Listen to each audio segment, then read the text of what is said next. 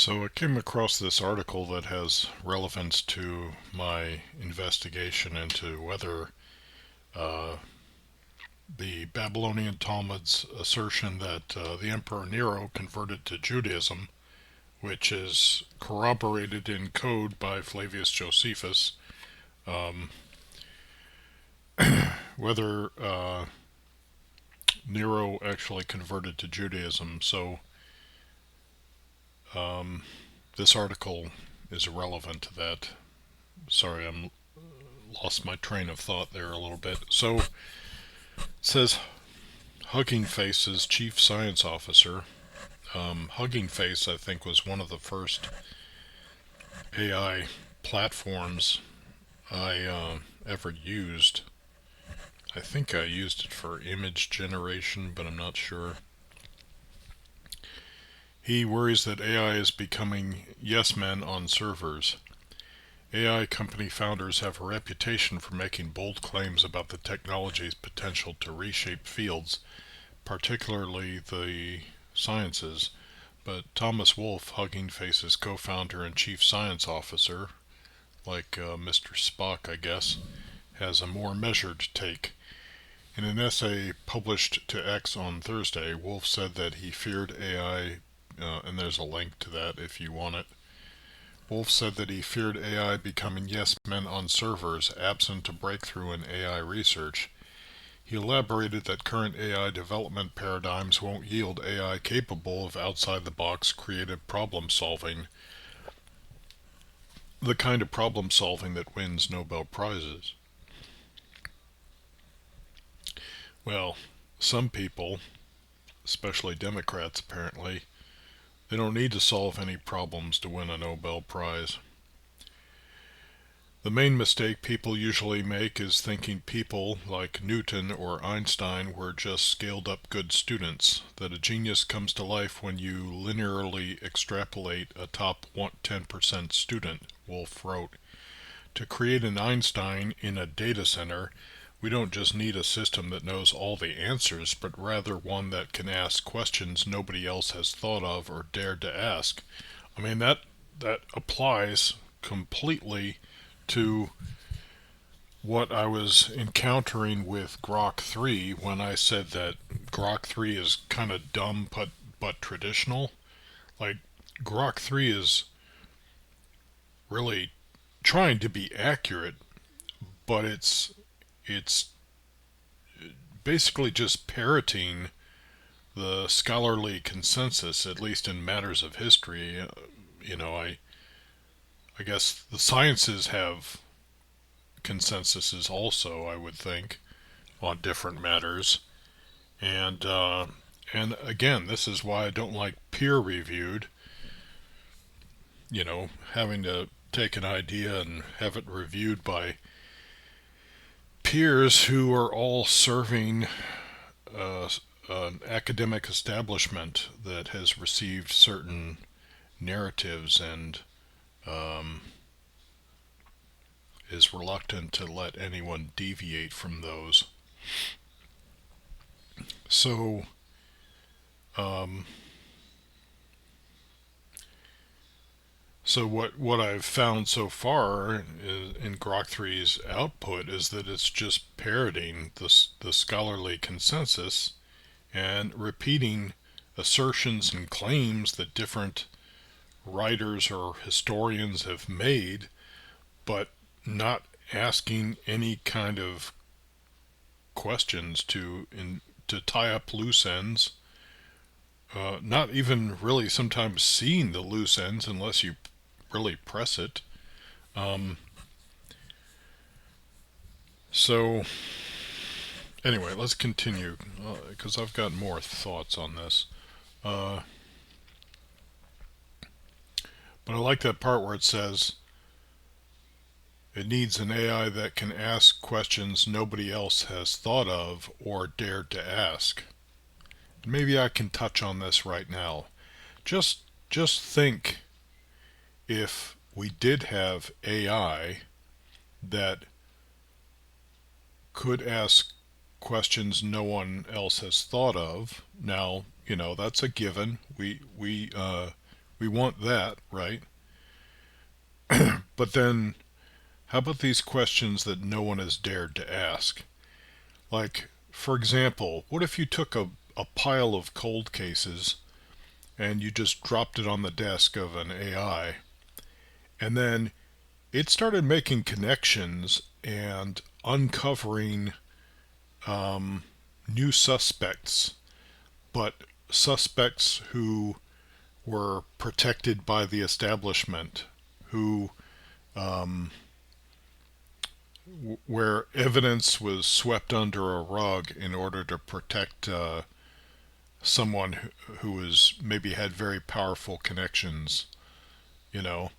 So, like, if you just let this kind of AI just loose on all of our public records, all of the evidence amassed by various police departments or federal agencies, um, or, uh, there would be like a, what's the word, is a watershed, or maybe just a deluge. There would be a flood of output that would rock the world. Just even if you just considered cold cases, right? Like, or maybe things that didn't even become cases, right? Where the AI would just uncover crimes that had either happened or were still going on, that were in progress, where no report had even been made to the police yet or to law enforcement because no one even knew anything was happening, right? But then the AI would be able to see it. Like, the AI would uncover human corruption on a grand scale. And, like, if we just took the corruption petri dish that is the Capitol Hill, can you imagine all of the garbage that AI would uncover going down, or things that had happened, or crimes that had been engaged in uh, by Capitol Hill, uh, members of Capitol Hill? It would just like, our news agencies would, just because of the amount of airtime they had, they would have to pick and choose which stories they would run with, because they wouldn't be able to air them all at the same time. So essentially, you would have to let the AI post to a website or some online resource so that people themselves could sift through it all. But I'm not even, I don't know, maybe maybe with enough readers, um, each matter maybe could get some attention, but I don't know if it all could get the attention it deserved. So instead of really an AI that could ask questions that no one else has thought of or dared to ask, and then just letting it run amok like a web crawler, it seems to me that the only thing that we as a society could handle right now is for the these large language models, or chat AI, or whatever we call them now, um, would be for us us to ask the questions, and of course that requires like critical thinking skills. right? You can't just wolf down whatever the AI gives you and take it all for granted as truth. But in our investigation of something, if we were to press the AI about details of its output and then get it to see where the holes in its output existed, if the AI then incorporated that new information that it uncovered when it was pressed to do so, if it would then alter the I don't want to say scholarly consensus, because now it's not a scholarly consensus because it's the AI doing it. If it created a new consensus or narrative so that the guy who logs on tomorrow and begins researching the same area, say in this case of history, then he would have that new information that was uncovered by a human asking pointed questions of the AI and finding out that there were holes in its output, right? Um, of course, you could always ask the AI, "Hey, can you take a closer look at this output and see if you see any holes in it? Or can you detect maybe something underhanded that went on, right?" And then if it could detect whatever it was and then incorporate it into its output about that topic, that would be great. Then at least humans would be able to, uh, I guess, somewhat like filter or prioritize the output. Of course, then that would leave many questions that it would be beneficial if we had the answers to. It would leave many questions unasked that we could benefit from the answers. Um,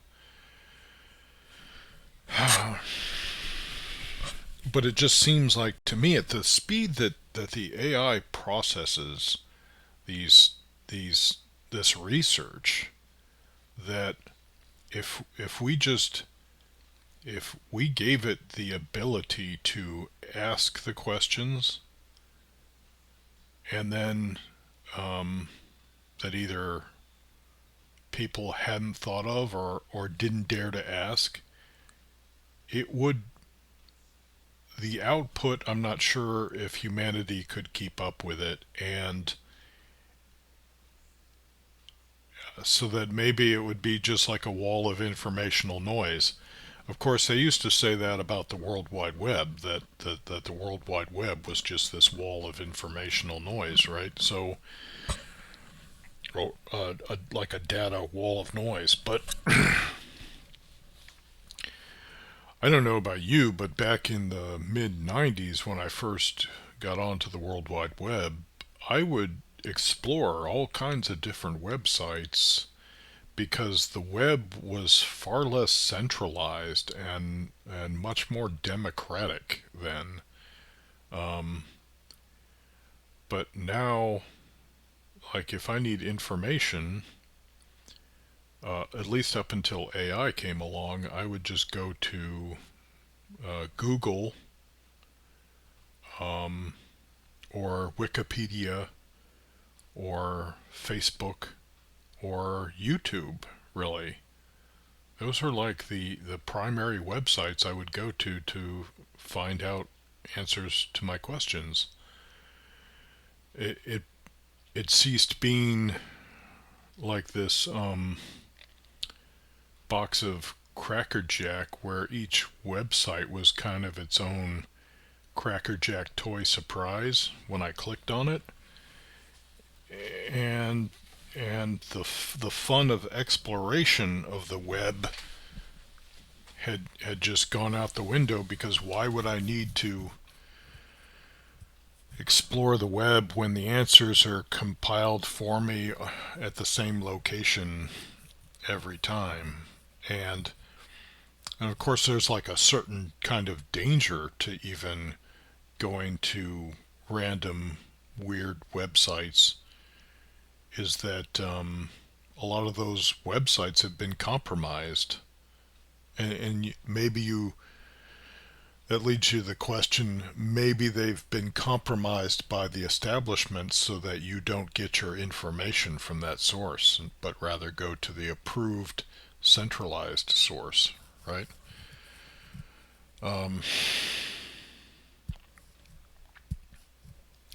but if AI was able to do this and it was set loose on all of the data in the world,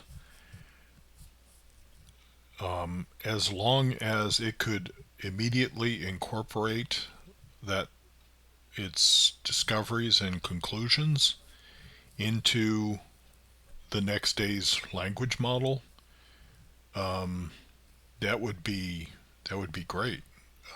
But at the same time, I think it would create turmoil throughout the world, just because the elites and their establishment and human corruption at all levels of society would be threatened. Like the police, they wouldn't be able to handle the number of cases that it would create. It's it's on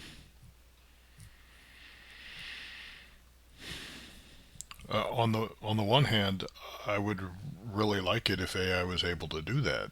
But on the other hand, I can see where it would either society wouldn't be able to process the AI's output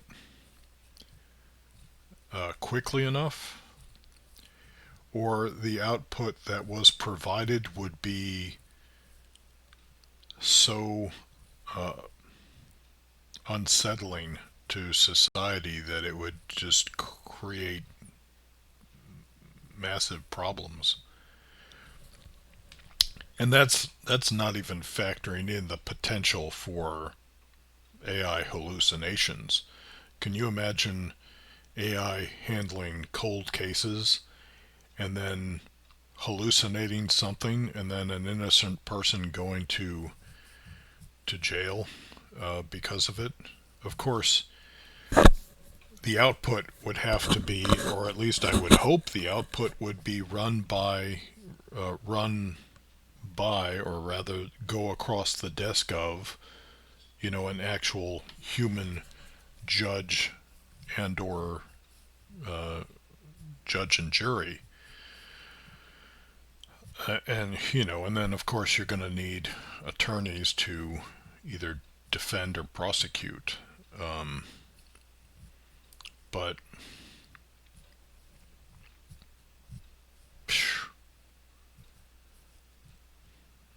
I, I just I just foresee that it would be a really ugly scene.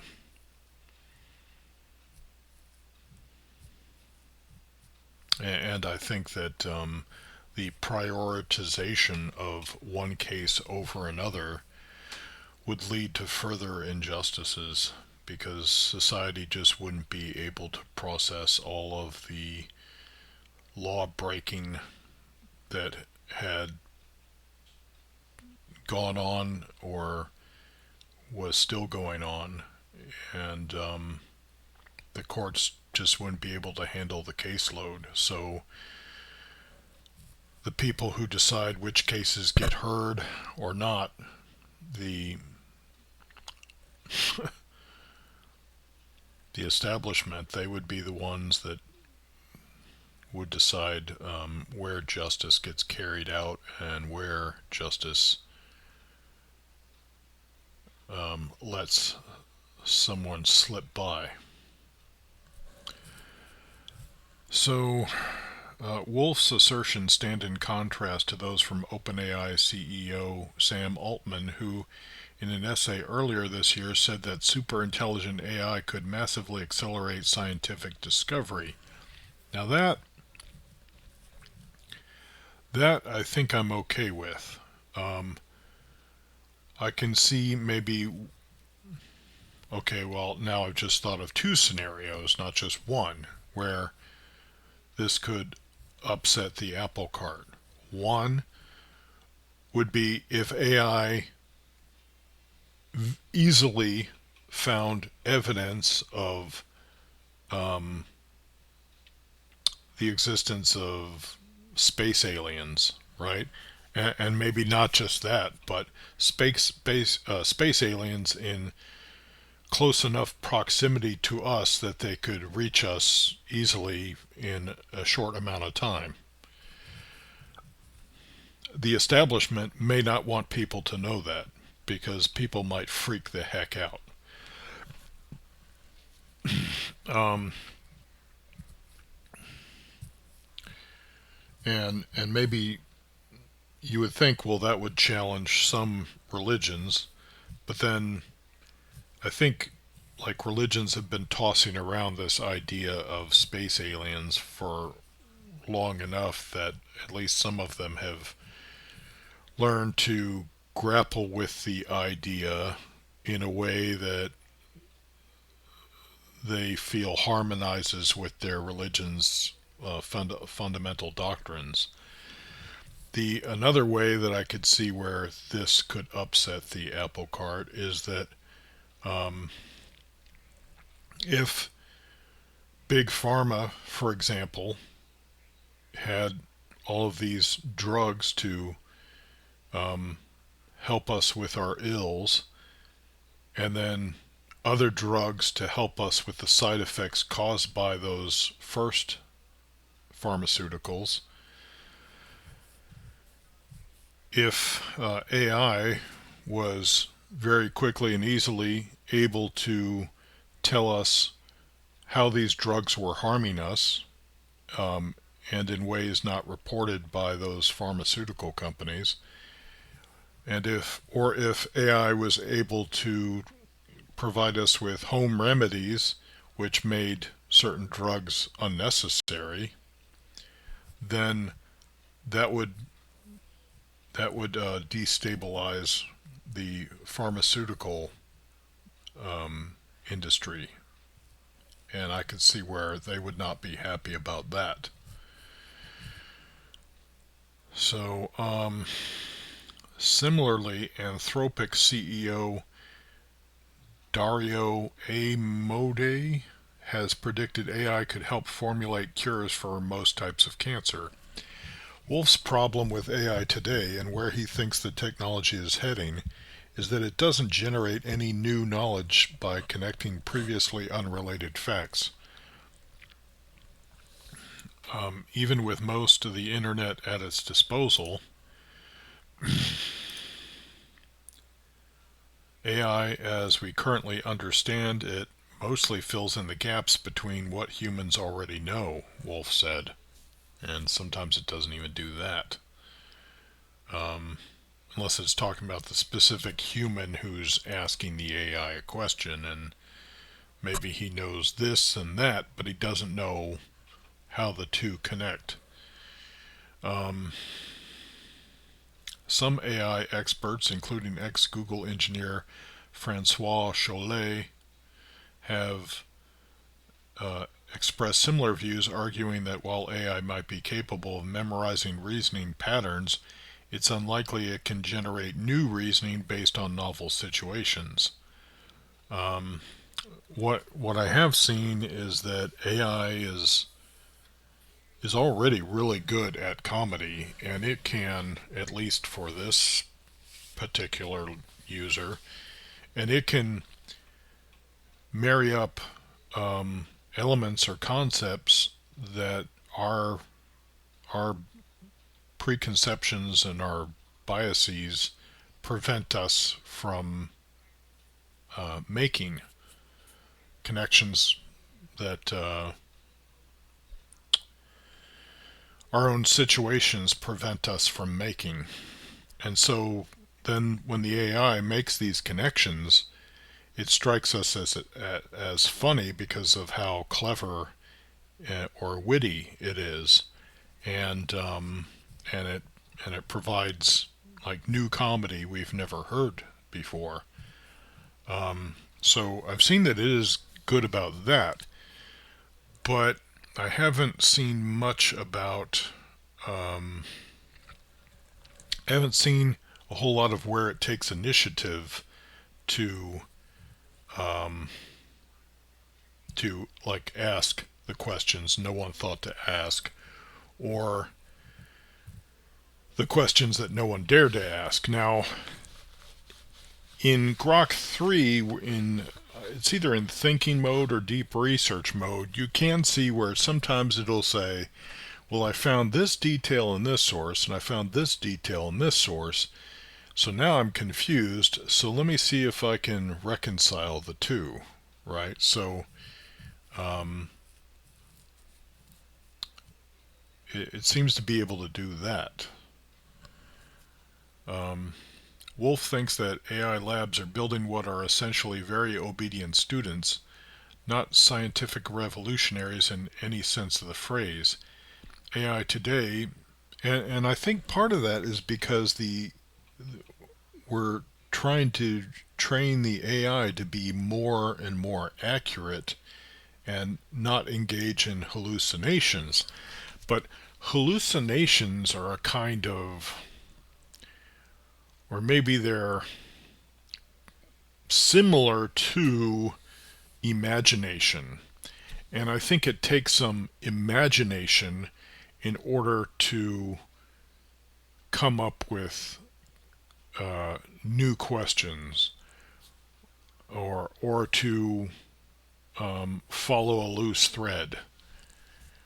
So if you're training the AI to get rid of its hallucinations, well, then it's going to get really good at repeating the scholarly consensus.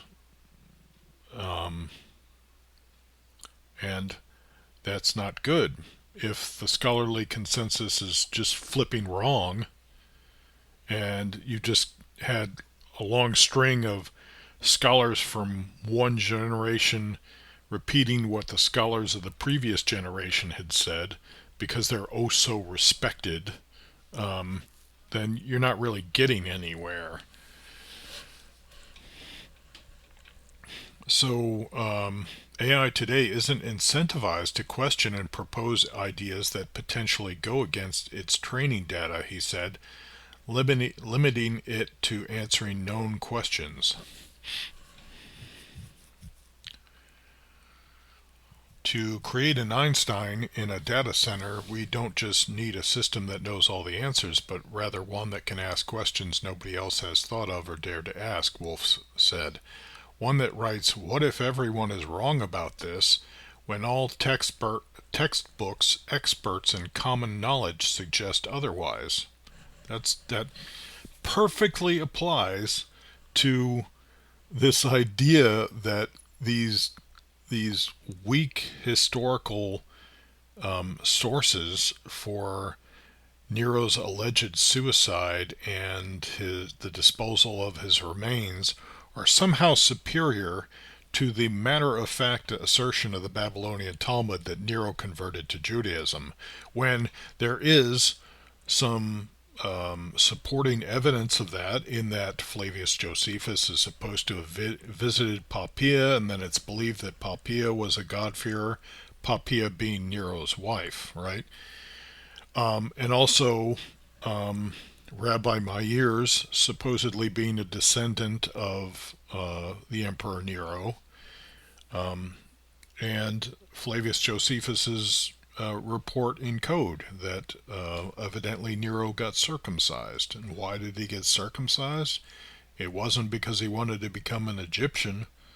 It was because he was converting to Judaism. Flavius Josephus is using the Torah, this Hebrew text, to report this to Jewish readers. So the scholarly consensus also, as we've seen, just outright says that the report of Nero's conversion to Judaism is just legendary. That's the word it seems to always have for this assertion, is that it's legendary, so we don't have to pay attention to that. So now, if we have a situation where the academia has been biased against the Jewish voice and perspective for almost 2,000 years, then would this academia be keen on AI that was able to reveal just how much truth of the Jewish voice and perspective has been suppressed by the either Christian or post-Christian academic community in the West? Would they be okay with that? Suddenly being shown to have been yes men, servants, parrots of this oppressive academic community that has beaten down the Jewish voice for around 2,000 years.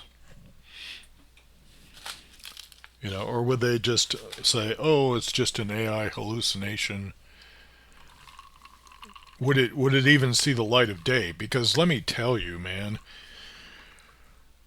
back in 1996, you could kind of get some information out there as a little guy making your little website.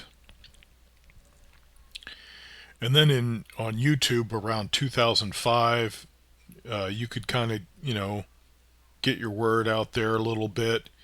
But both of these things became so centralized and commercialized that now the little guy with his little opinion or his little facts, he can't get heard, right? Because the establishment is just this huge chorus of voices all repeating the same thing that just drowns out the little voice. And that's really kind of been the situation for the Jewish people during the last 2,000 years, is that they're pretty much kind of a minority religion, right? And if you know anything about Judaism, you understand the reasons for that.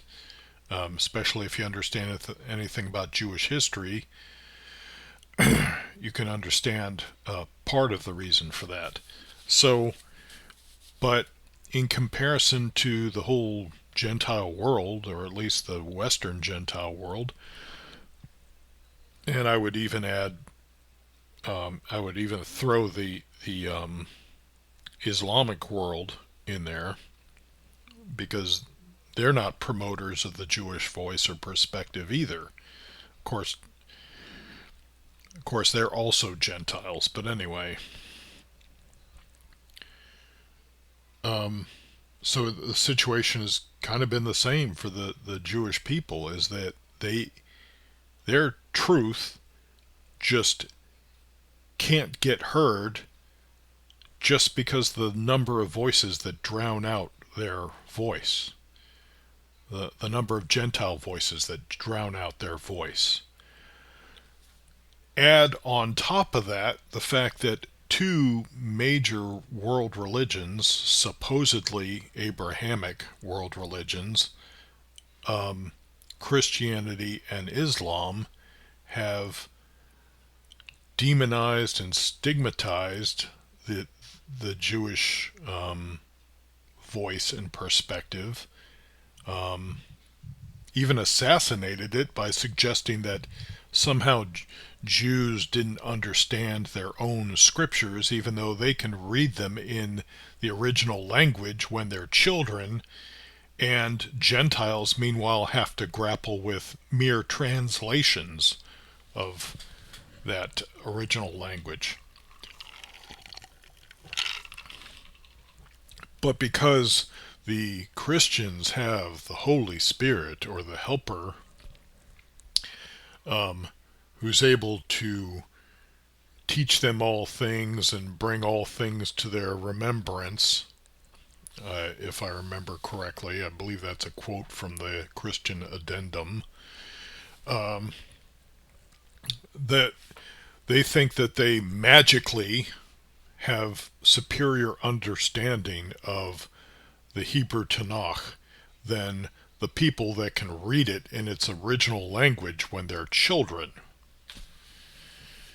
That's part of the programming against the Jewish people that is found in the Christian scriptures, and I think possibly in Islam it's less insidious maybe and more just direct. In Islam they just want to kill the Jews, whereas in Christianity they want to subvert their ideology or their theology or their culture and turn them into Gentiles.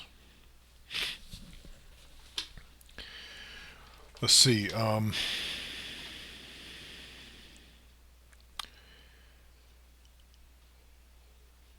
So Wolf says we need an AI that writes, "What if everyone is wrong about this?" when all textbooks, experts, and common knowledge suggest otherwise. Wolf thinks that the evaluation crisis in AI is partly to blame for this disenchanting state of affairs. He points to benchmarks commonly used to measure AI system improvements, most of which consist of questions that have clear, obvious, and close-ended answers. I'm not sure what this evaluation crisis is about. Where's the link there? That's to TechCrunch. Here's why most AI benchmarks tell us so little. So that's what that article's about, if you want to follow that. As a solution, Wolf proposes that the AI industry move to a measure of knowledge and reasoning that's able to elucidate whether AI can take bold counterfactual approaches, make general proposals based on tiny hints, and ask non-obvious questions that lead to new research paths. Thank you. Because I'm here having to do it myself, which is good for me. It's a good workout for me, um, and I get to direct to determine the direction of my inquiry, right? But imagine like you're researching something, and then AI starts smacking you with all these with all these facts that no one has ever heard of before, just because you started looking in that direction. And or maybe not even because you started looking in that direction, but because the AI already started looking in that direction and was just waiting for someone to come along and start looking in that direction too. So um, the trick will be figuring out whether this or what this measure looks like, Wolf admits, but he thinks that it could be well worth the effort. The most crucial aspect of science is the skill to ask the right questions and to challenge even what one has learned, Wolf said. We don't need an A+ AI student who can answer every question with general knowledge. We need a B student who sees and questions what everyone else missed. Yeah, I mean, B student. I mean, maybe if you averaged all my grades over the course of my education, I might come out a B student, but there were long periods where I was a C student, and then finally when I got to college I was an A student, but certainly not the best A student. Um, I could have done much better if I had done my homework more And really, it's when I actually did the homework that I learned the most. It wasn't when I was just trying to memorize answers for an upcoming exam. It was when I actually read the textbook, that the portions of the textbook that I was assigned to read. The thing is, like a lot of times, students will ask, is this going to be on the exam? So the students don't want to spend time with the actual source texts. So they don't really get to know the material. They only learn to repeat the questions and answers that are going to be on the exam. Of course, that's a different story when they go to do a paper. I think that's when they really reveal what they've learned. Um, as long as they didn't just have an AI write their paper for them. So I think this article was very relevant to what I was experiencing in interviewing Grok 3 on the conversion of Nero. And so it kind of demonstrates what I've been saying. Um,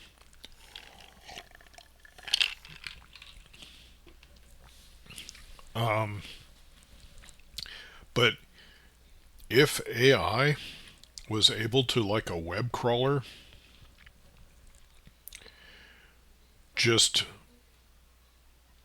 pour over, of course, absorb like public records, evidence in police department files, law enforcement files, federal investigative agency files, intelligence community files. And that brings up another matter, is that you could have the AI run into a wall where a federal agency tells the AI that it a general public use AI, that it doesn't have the access or the need to know uh, what's in certain files, right? So then you might have maybe another version of that AI who has a higher security clearance. So then it maybe arrives at some of these answers after it's asked these questions, but then the conclusions aren't shared with the general public. So then the general public doesn't get to use or benefit from this new information. And this kind of goes hand in hand with transparency, right? If I think it's generally seen that if a human organization is behaving ethically and above board, that they can afford to be transparent about what they're doing. The problem is that there are other human organizations who may not be so ethical.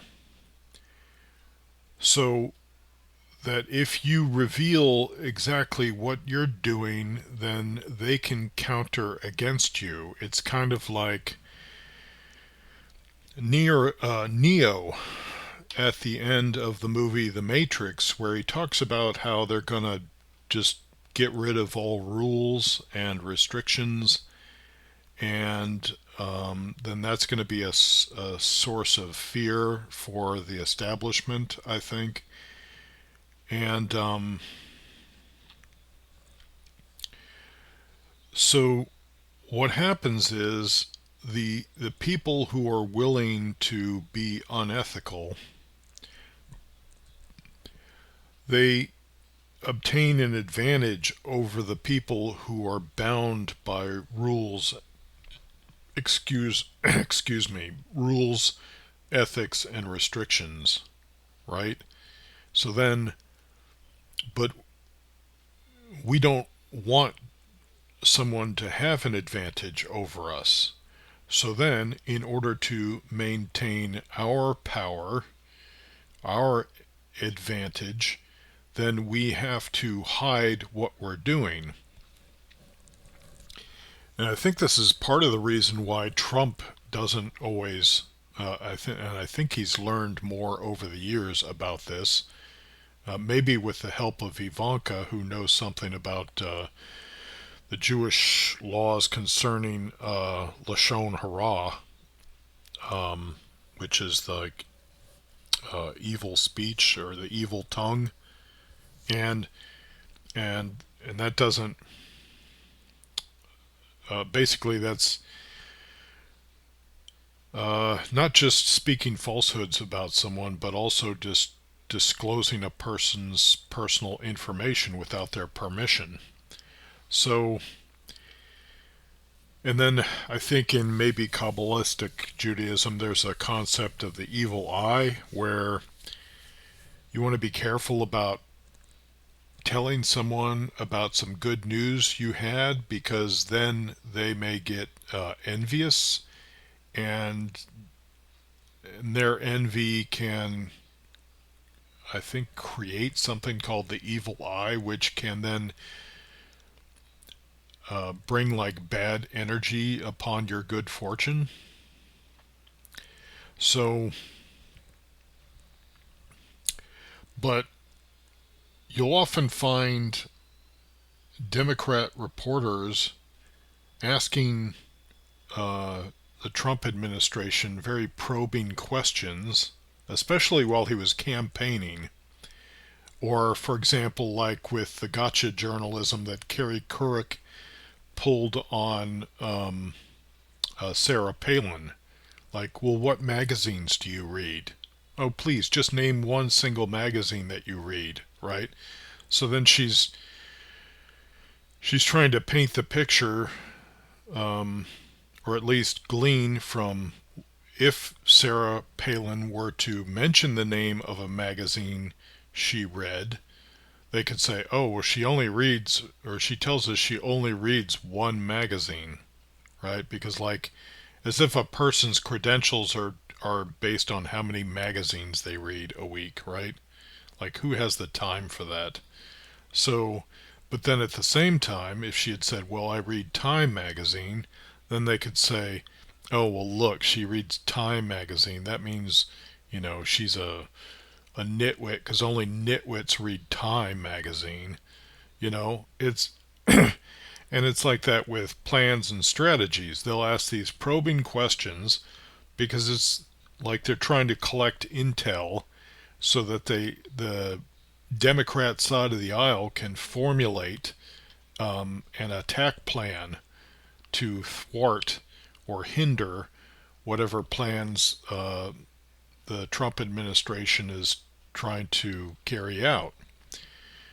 And and that's kind of how the Republican side of the aisle has been on the back foot because, to be honest, the Republican side of the aisle is composed of people who aren't so, um, some like to use the word sophisticated, right?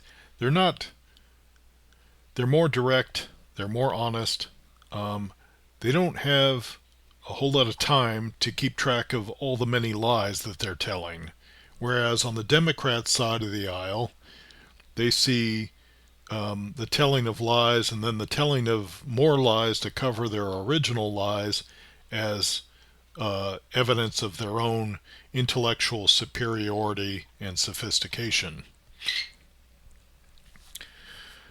So it's like the conservative side is made up of people with more common sense but less book learning, less urbanite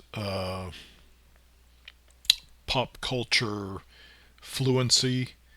Um, and then the Democrat side of the aisle has less common sense, but is more up on all the current lingo and all the TV shows and all the movies that have come out and just all the crap that the mass media churns out. They're more current and up to date, and uh, they've all gone to all the best schools, and they're just more sophisticated, right? And somehow they think that that means that they're superior and that they're better. Um, that's even if they even care if they are. But but what happens is you get these people that are corrupt in these positions of power who, and you see the Democrats doing this a lot. The, I I'm fond of saying that if Democrats didn't have double standards, they wouldn't have any. Because the very same thing that they might criticize Trump for, they'll turn around and do. Or the very thing that they're guilty for or guilty of, they'll accuse the Republican side of the aisle of being guilty of it. I suppose to deflect attention away from them or to preempt any investigation into corruption along those lines. But the conservatives who believe in law and order, right, then they are beholden to that law and order. But the other side of the aisle, if they think that too many laws, or at least the enforcement of laws, is a practice of fascism, then they don't really see the laws as something that should be conserved or preserved, because they've got an agenda which is beyond those laws. So maybe it's not just that they see themselves as above the law, but they see their agenda as above the law. So they then see rules and laws as weapons that they can use against the other side while they themselves slip out from beneath them.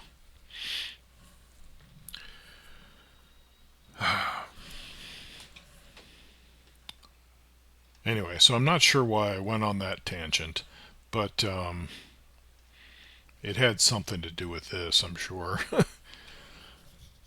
I would have to go back and watch the video again to see the connection there. Anyway, I hope that this has been helpful in helping you to take a more investigative approach, because it's not sufficient to just repeat conspiracy theories that you hear, because I've seen cases where it appears that the Democrat establishment releases stories that the conservative side gobbles up, but they're fake stories. So then when the conservatives spread this story around, because maybe it seems to implicate the Democrat side,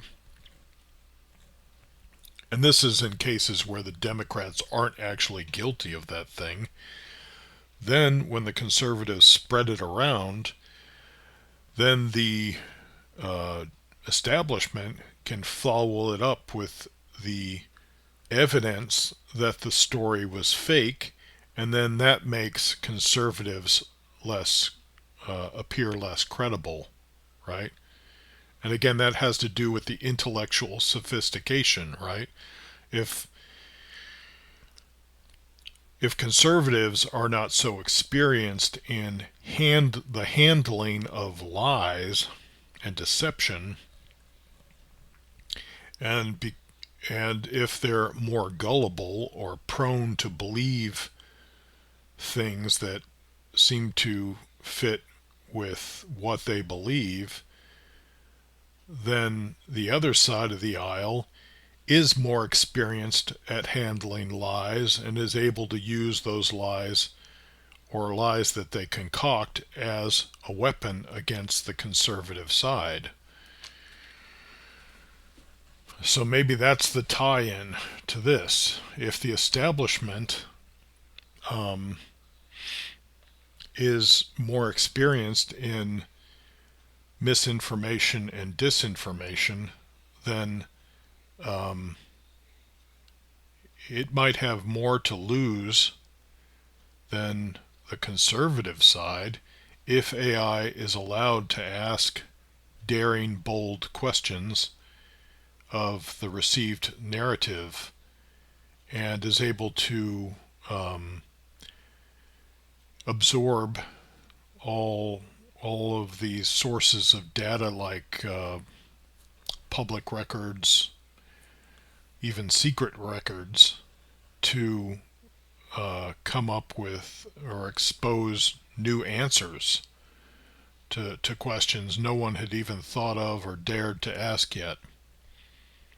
So the the side that's more experienced in the handling of misinformation and disinformation could have more to use if those are tools that it routinely uses, whereas conservatives will just be like leaves blown about by the wind when this new information comes along. So, but getting back to you, I hope that you won't be like an unsophisticated conservative, although I myself am a conservative. I hope you won't be one that just repeats every conspiracy theory that comes your way, because some of them could be invented by the other side of the aisle in order to make you look less credible. So if you're someone that wants to be believed when you say something, then you should work to preserve your own credibility. Of course, the the part of the dynamic of the two-party system in America, predominantly two-party system, is that if you deviate on a single point, um, then you might get frowned upon by your members of your party. I think that's less the case with conservatives and more the case with uh, liberals, um, because at least with the Trump administration, we've seen that Trump has been open to accepting people who were former Democrats or independents um, into the fold and incorporating their genius and excellence into his dream team. And and really that's kind of what the people in America want. They want less of this dual party system where each party can always blame the other party on what they didn't get accomplished and then nothing ever gets done. And they want more collaboration and working to the same end, which is simply the betterment of we the people and of America at large. It's a pretty simple agenda, you know. You can say, well, what about our responsibility to the world? Well, what about the world's responsibility to itself? Yes, we can give them a helping hand, but forgive me for taking somewhat the position of Ayn Rand. We've got to help ourselves first, and then once we've secured our own position, then we can volunteer willingly, not through compulsion or peer pressure, to help other people. But we've got to get our own house in order first. So develop your own ability to engage in investigative research, to ask the probing questions, to find out the truth, and don't just repeat conspiracy theories because it goes along with what you believe. Um, because then you're kind of like an intellectual teenager. You know, you think you know it all, but you haven't even really analyzed this new truth that you've come across? Because let me tell you, I've been wrong. Basically, I've made a career of being wrong in order to learn what I've learned. And then someone would say, well, doesn't that mean that there's a possibility you could be wrong right now? Sure, it does. Of course, it does. Well, then why should I listen to you? Well, maybe you shouldn't listen to me. Maybe you should take what I say, put it on a shelf, or consider it with a grain of salt. Um, Take it with a grain of salt, and then you double check what I say for yourself. The way I did when the Orthodox rabbi told me that Nero had converted to Judaism. I took that information, filed it away in my brain. My brain was a bit shocked by what it heard. But then, in my own personal studies, I found corroborating information, corroborating evidence for Nero's conversion to Judaism. So, anyway, I'll stop here.